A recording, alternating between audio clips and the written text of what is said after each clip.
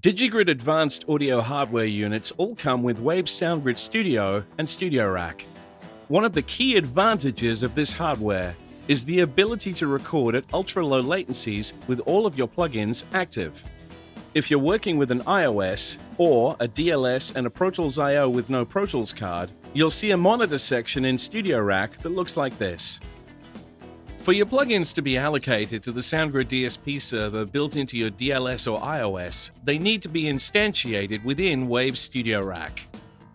And StudioRack can be set up to automatically go into input mode when you go into record, making sure that you get the lowest latency while still hearing your plugins. So before we go into the plugin, we want to set up communication between StudioRack and your DAW to sync up transport so that it automatically toggles between input and playback. Open the Peripherals settings window. Now click on MIDI controllers. From the Type drop-down, select HUI. And from the Receive From and Send To drop-downs, select Wave SoundGrid StudioRack.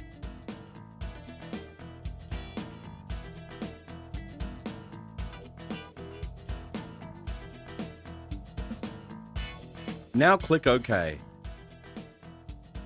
Opening StudioRack on a track, you'll see that I've got the plugin in local CPU mode right now. To record with ultra-low latency, I'm going to need to be in SoundGrid mode. So let's change that right now.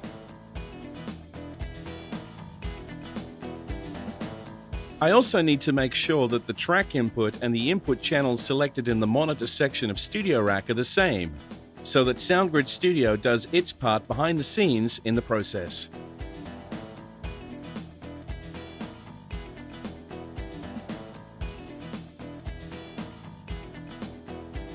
Now, to make sure that I'm recording in low latency, I'm going to click this button here labeled Auto. Whenever the transport is playing, it will be in playback. When audio is stopped or you're recording, it will be in input mode. As with any plugins in your session, it's always good to keep an eye on how much latency is currently on a track.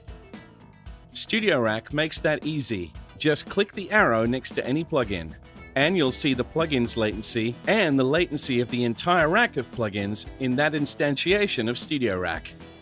Happy recording!